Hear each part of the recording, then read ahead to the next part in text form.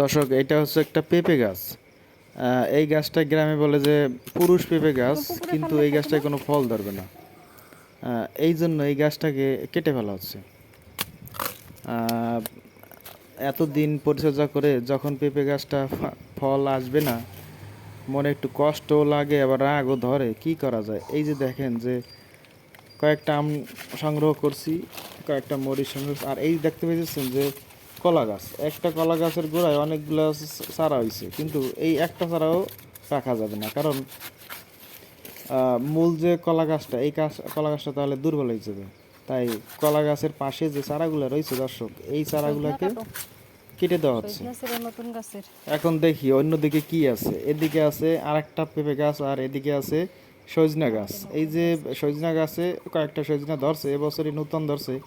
তো আশা করা যায় যে আগামী বছর আরও সজনা হবে। আহ, তো এই পেঁপে গাছটা পেঁপে ধরছে, আগে যেটা কাটছি আর এইটা একই বয়স। এই পেঁপে গাছটা ধরছে, এবং কিছু ডালপালা কেটে দেওয়া হচ্ছে। কারণ কি, তাহলে পেঁপে গাছের যে অতিরিক্ত গ্রোথ সেটা বৃদ্ধি পাবে না, এবং পেঁপে ধরবে। আর এটা হচ্ছে একটা কদম গাছ। তো এই গাছগুলো মূলত পুকুর পার রাখা যাবে না, কিন্তু একটু ছায়া হবে, এবং এই জন্য এই গাছগুলো রাখা। আর এটা হচ্ছে আলু বোকরা গাছ, এবছরে নতুন লাগানো হয়েছে। তো আগামী বছর হয়তো ফল ধরবে। গাছের পরিচর্যা হচ্ছে একটা বড় জিনিস। অনেক সময় দূর থেকে মনে করা যায় যে বরবটি গাছে গ্রামে দিয়ে মনে হয় কিভাবে পুকুর বা রাস্তা বানাইলে বা পুকুর কাটলে মনে হয় জলপাই গাছটারে গাছপালা সারাই দাও লাগাইলে ফলে, বরবটি গাছ আসলে কিন্তু দিয়ে। তা না। পরিচর্যা হচ্ছে সবচেয়ে বড় আগাগুলো কাইটে জিনিস। দাও কলা তো গাছের। দর্শক, এই যে একটা কলা গাছ, এটা হচ্ছে কাঁচকলা বলে যেটা আর কি। এই গাছটা পরিষ্কার করে দেওয়া হচ্ছে, এবং এই গাছটা দীর্ঘদিন পরিচর্যা না করার ফলে আপনার একটা বরবটি গাছ হয়েছিল, সেই বরবটি গাছটা কলা গাছটাকে জড়াই ধরছে। এবং টাকাগুলো কাটতেছি যাতে এটা থেকে একটা বড় কলা সরি হয়।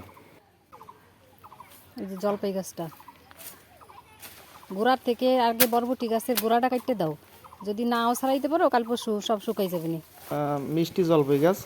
তো এই গাছটাও দীর্ঘদিন পুকুর পাড়ে না আসার এটা কারণে এখানে আমি লাগাইনি তো, এই গাছটাও এমনি এই হচ্ছে। বরবটি গাছে জড়িয়ে ধরছে। অর্থাৎ এই বরবটি গাছটা কিন্তু লাগাই নেই দর্শক, কিন্তু তারপরও স্প্রে হয়েছে। হয়েছে জলপাই এখন গাছটা। কি করা যায়? এখন মিষ্টি জলপাই গাছটাকে বাঁচানোর জন্য কিন্তু ওই যে ওই বীজ এই পড়ছে এই না আবার বরবটি তো গাছগুলোকে কেটে লাগানো দেওয়া নেই হচ্ছে। এগুলা, তো এই অতি রৌদ্র এবং গরম আসলে মরে যাবে পরিষ্কার না এটা করতে অনেক লতা।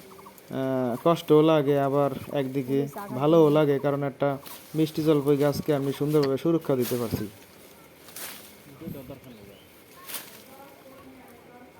আহ, জলপাইয়ের ফুল এবার আসছে, কিছু হবে, মিষ্টি কিন্তু এই জলপাই বরবটি গাছটা গাছটাকে যদি বাঁচানো হচ্ছে। এটা ঝাপটে না দেখো ধরতো, লতা পাতা দেখা যাচ্ছে গাছটা যে অনেক ঝরে পড়ছে। জলপাই হইতো।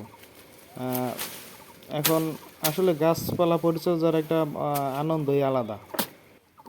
যে গাছগুলো লাভ হবে না, আসলে সেই গাছগুলো কেটে দেওয়াই ভালো। আর এখানে একটা মরিচ গাছ লাগাইছিলাম, দেখেন মরিচ মরিচ পাইকে বসে রয়েছে। আর এখানে অনেকগুলো কাঁচা মরিচও আছে, অনেকগুলো কাঁচা মরিচ। এই মরিচগুলো অনেক সুস্বাদু, কিন্তু আসলে মরিচ ছেঁড়ার সময়ও পাই না, আসতেও পারি না। তো এই দেখেন, এই মরিচগুলা সবুজ থাকতে খাইতে খুব খুব ভালো লাগে। একটা পেকেছে, আর কয়েকটা সবুজ আছে। যদি একটু ভালো পরিচর্যা করা হইতো, দেখা যাচ্ছে আরও অনেক মরিচ হইতো। প্রায় কয়েকটা অনেক কয়টা মরিচই সংগ্রহ করা হয়েছে। এই মরিচগুলোর স্বাদই আলাদা, খাইতে অনেক মজা, সুন্দর একটা গন্ধ আসে।